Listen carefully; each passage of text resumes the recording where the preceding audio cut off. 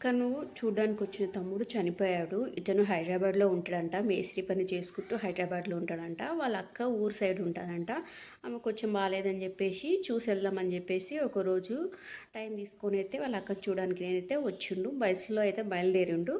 So, మధ్యలో అక్కడిక్కడ tea break తీసుకోవడానికని జెప్పేసి డ్రైవర్స్ ఆపుతూ ఉంటారు కదా! సో, అట్లా ఆగిన టైంలో ఒక అరుగు పైన కూర్చున్నాడంట. ఆ పక్కన మొత్తం ఏమంటారు మురికి కాలువ, మురికి గుంటలుంటాయి గదా! సో, అట్లా ఉందంట. అతను ఏం గాదులే సపోర్ట్ తోటే కూర్చుంటామని జెప్పేసి కూర్చుంటుంటారు గదా! సో, అలా కూర్చున్న టైంలో ప్రమాదవశాత్తు అందులో పడిపోయిండంట. కాకపోతే ఆ టైంలో చుట్టుపక్కల గూడా ఎవరు లేనట్టున్నారు అక్కడ. కొంచెం అతను పక్కకొచ్చేసి కూర్చున్నట్టున్నాడు. చుట్టుపక్కల గూడా ఎవరు చూడలేదంట ఆ టైంలో.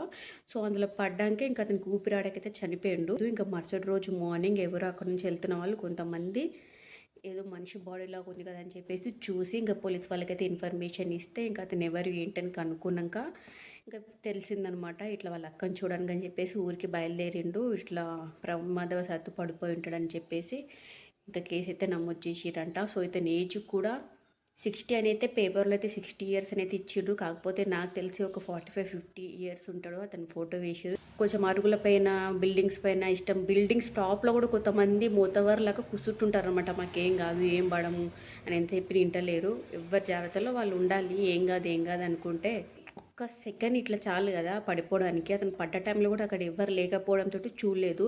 లేకపోతే ఎవరో ఒకరు చూసుంటే వెంటనే తీసేవాళ్ళు.